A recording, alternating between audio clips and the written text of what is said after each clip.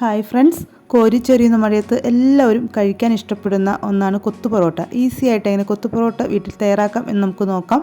This is Dhanya സോണിൻ്റെ welcome to our Dhanya's world. ഒരു ചെറിയ സവാള ചെറിയ പീസാക്കി കട്ട് ചെയ്ത് മാറ്റി വയ്ക്കുക. ഒരു പച്ചമുളക് ചെറിയ പീസ് ഇഞ്ചി കട്ട് ചെയ്ത് മാറ്റി വയ്ക്കുക. കുറച്ച് കറിവേപ്പില, ഒരു ചെറിയ തക്കാളി. ഫ്രൈ പാൻ എടുത്ത് വയ്ക്കുക. ഒരു ടേബിൾ സ്പൂൺ വെളിച്ചെണ്ണ ഒഴിച്ച് നല്ലപോലെ ചൂടാകുമ്പോൾ അരിഞ്ഞു വെച്ചിരിക്കുന്ന നമ്മുടെ സവാള, ഇഞ്ചി, പച്ചമുളക്, കറിവേപ്പില, തക്കാളി എല്ലാം കൂടി ഒരുമിച്ച് ഞാൻ എളുപ്പപ്പണിക്ക് വേണ്ടി ഒരുമിച്ച് ഇട്ട് കൊടുത്തിട്ടുണ്ട്. ഇനി ലോ ഫ്ലെയിമിലിട്ട് നല്ലപോലെ വാടി വരുന്നവരെ ഒന്ന് വഴറ്റിയെടുക്കണം നമുക്ക്. അപ്പോൾ നമ്മൾ ഇട്ട് കൊടുത്തിരിക്കുന്ന സവാളയും അതുപോലെ തന്നെ നമ്മുടെ ചെറിയ തക്കാളിയും നല്ലപോലെ വഴന്ന് വരണം. ഒന്ന് മൂടി വെച്ച് നമുക്ക് പെട്ടെന്ന് തന്നെ ഇത് വഴറ്റിയെടുക്കാനായിട്ട് സാധിക്കും.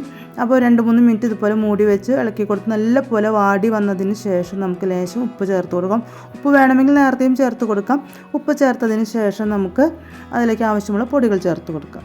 1/2 ടീസ്പൂൺ കുരുമുളക് പൊടി, 1/2 ടീസ്പൂൺ മുളക് പൊടി, 1/2 ടീസ്പൂൺ ഗരം മസാല, 1/4 ടീസ്പൂൺ മഞ്ഞൾപ്പൊടി. ഇത്രയുമാണ് നമ്മൾ ചേർത്ത് കൊടുത്തിട്ടുള്ളത്. അത്യാവശ്യം എരിവ് വേണം. അപ്പോൾ നമ്മൾ ചില്ലി സോസോ ടൊമാറ്റോ സോസോ ചേർക്കുന്നുണ്ടെങ്കിൽ ചില്ലി സോസ് ചേർക്കുന്നുണ്ടെങ്കിൽ അപ്പോൾ എരിവിൻ്റെ മുളക് പൊടിയൊക്കെ ഇത്തിരി കുറവ് ചേർക്കാൻ പ്രത്യേകം ശ്രദ്ധിക്കുക. ഇപ്പോൾ ഞാൻ സോസുകളൊന്നും തന്നെ ചേർത്ത് കൊടുക്കുന്നില്ല. ലോ ഫ്ലെയിമിലിട്ട് നല്ലപോലെ വഴറ്റി കൊടുക്കണം. അതിൻ്റെ പച്ചക്കുത്തൊക്കെ മാറാൻ വേണ്ടി നമുക്കൊന്ന് മൂടി വെച്ച് ഇത് വഴറ്റിയെടുക്കാം.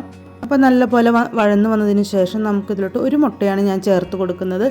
അപ്പോൾ ഒരു പൊറോട്ടയാണ് എടുക്കുന്നത്, അതുകൊണ്ടാണ് ഒരു മുട്ട ചേർത്ത് കൊടുക്കുന്നത്. ചെറിയ സവാളയും ഒരു ചെറിയ തക്കാളിയും ഒക്കെ എടുത്തത് ഒരു മുട്ടയായതുകൊണ്ടാണ്. മുട്ട ഒഴിച്ച് കൊടുത്തതിന് ശേഷം നമുക്ക് 1 മിനിറ്റ് ഒന്ന് മൂടി വയ്ക്കുക. ഇത്തിരി ഒന്ന് വെന്ത് കഴിയുമ്പോൾ നമുക്കിതുപോലെ ഒന്ന് കൊത്തി പൊരിച്ചെടുക്കേണ്ടതുണ്ട്. അപ്പോൾ കുറച്ച് വലിയ പീസായിട്ട് ഇതുപോലെ ഒന്ന് കൊത്തി പൊരിച്ചെടുക്കുക. അപ്പോൾ ലോ ഫ്ലെയിമിലിട്ടിട്ട് പ്രത്യേകം ശ്രദ്ധിക്കുക. ഒന്നും കരിഞ്ഞു പോവാതെ നല്ലപോലെ വഴറ്റിയെടുക്കാനായിട്ട് പ്രത്യേകം ശ്രദ്ധിക്കുക.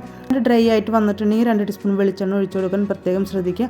അതിനുശേഷം ഞാനിവിടെ ഒരു പൊറോട്ട എടുത്ത് വെച്ചിട്ടുണ്ട്. ഈ പൊറോട്ട ചെറിയ പീസാക്കി കട്ട് ചെയ്ത് നമുക്ക് എടുക്കണം. അപ്പോൾ എത്ര പൊറോട്ട എടുക്കണോ അത്രയും മുട്ട എടുക്കാനൊക്കെ പ്രത്യേകം ശ്രദ്ധിക്കുക. ഒരു പൊറോട്ട ഞാനിവിടെ ചെറിയ പീസാക്കി കട്ട് ചെയ്ത് എടുത്തിട്ടുണ്ട്. ഇനി നമ്മുടെ ഇവിടെ ഈ ഒരു മസാലക്കൂട്ടിലോട്ട് നമുക്ക് കട്ട് ചെയ്ത് വെച്ചിരിക്കുന്ന നമ്മുടെ പൊറോട്ട ഇട്ട് കൊടുക്കാം. അപ്പോൾ വെളിച്ചെണ്ണ വേണമെങ്കിൽ 2 ടീസ്പൂൺ ഒഴിച്ച് കൊടുക്കുക. അതിനുശേഷം ഈ പൊറോട്ട ഇട്ട് കൊടുക്കുക. നല്ലപോലെ മിക്സ് ചെയ്ത് നല്ലപോലെ ഒന്ന് യോജിപ്പിച്ച് കൊടുക്കുക. ലോ ഫ്ലെയിമിലിട്ട് നല്ലപോലെ ഒന്ന് യോജിപ്പിച്ച് കൊടുക്കാൻ പ്രത്യേകം ശ്രദ്ധിക്കുക. അപ്പോൾ ഞാനിവിടെ നല്ലപോലെ ഒന്ന് മിക്സാക്കി കൊടുത്തിട്ടുണ്ട്. നമ്മുടെ ചാനൽ ആദ്യമായിട്ട് കാണുന്നിട്ട് സബ്സ്ക്രൈബ് ചെയ്യാനും തൊട്ടടുത്തുള്ള ബെൽ ബട്ടണിൽ ഓൾ എന്ന ഓപ്ഷൻ കൊടുക്കാനും മറക്കരുത്. അപ്പോൾ ഞാനിവിടെ നല്ല വീഡിയോസ് നിങ്ങൾക്ക് നോട്ടിഫിക്കേഷനായിട്ട് കിട്ടുന്നതായിരിക്കും. ഇപ്പോൾ ഞാൻ നല്ലപോലെ മിക്സാക്കി കൊടുത്തിട്ടുണ്ട്. 1 മിനിറ്റ് ഒന്ന് മൂടി വെച്ച് ചൂടാക്കുന്നുണ്ട്. 1 മിനിറ്റാണ് എല്ലാം കൂടി ഒന്ന് മസാല പിടിക്കാൻ വേണ്ടി ചൂടാക്കുന്നത്. അപ്പോൾ ഉപ്പൊക്കെ കുറവുണ്ടെങ്കിൽ ഈ സമയത്ത് ഇട്ട് കൊടുക്കാം. അതുപോലെ കുരുമുളക് പൊടിയോ ഗരം മസാലയോ വേണമെങ്കിൽ ഈ നേരത്തെ ചേർത്ത് കൊടുക്കാം. അപ്പോൾ നമുക്ക് ഫ്ലെയിം ഓഫാക്കാം. ഇത് കഴിക്കാൻ വേണ്ടി ഒരു പാത്രത്തിലോട്ട് മാറ്റി കൊടുക്കാം. വളരെ ടേസ്റ്റ് ആയിട്ടുള്ള വളരെ ഈസി ആയിട്ടുള്ള വീട്ടിലുള്ള ചേരുവകൾ വെച്ച് മാത്രം തയ്യാറാക്കിയെടുത്ത കൊത്തു പൊറോട്ടയാണ്.